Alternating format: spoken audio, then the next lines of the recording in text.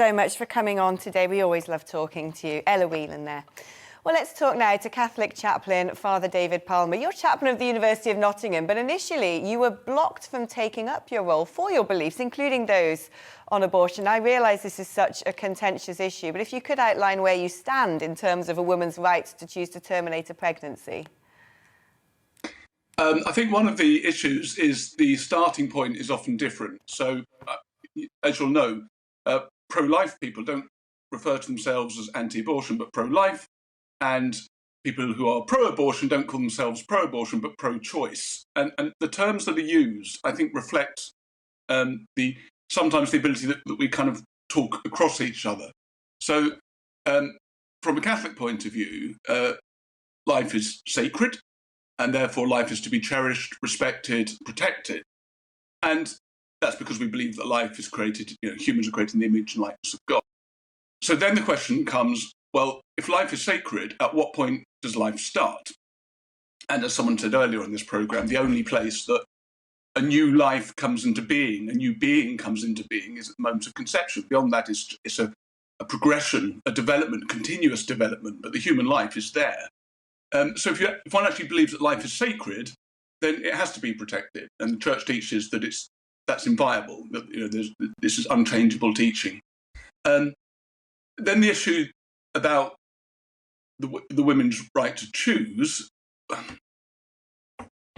suppose, absolutely we need to support women. I think part of the problem is the society doesn't do that very well.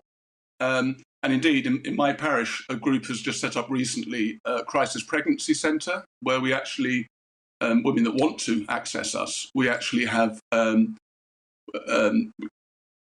nappies, push chairs, people that will speak to them and support them throughout the pregnancy and birth if that's the path they choose. Because there was that recognition that it's all very well saying abortion is wrong, but then if you're not actually offering support to the women who find themselves in a pregnancy that's difficult, then you need to do that as well. So we're trying to do that in Nottingham.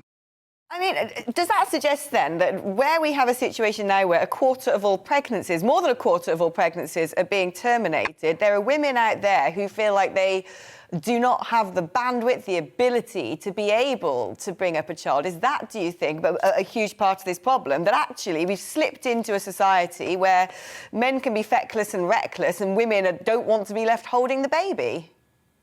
Yeah, I think that is part of the problem. And I'm all for men being held to account. I think if a man has fathered a child, then he should have a legal responsibility to support that child. Even in a situation perhaps where the couple are broken up, that if it's decided you can't see the child, I don't know, whatever. But your responsibility as a parent, you shouldn't be allowed to just dispense with it.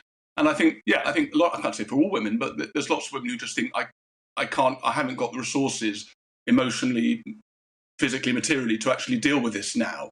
And I think as a society, rather than our first response being, well, in that case, kill the baby, we should be saying, well, okay, can we help? Can we do something as a society to support you in this process?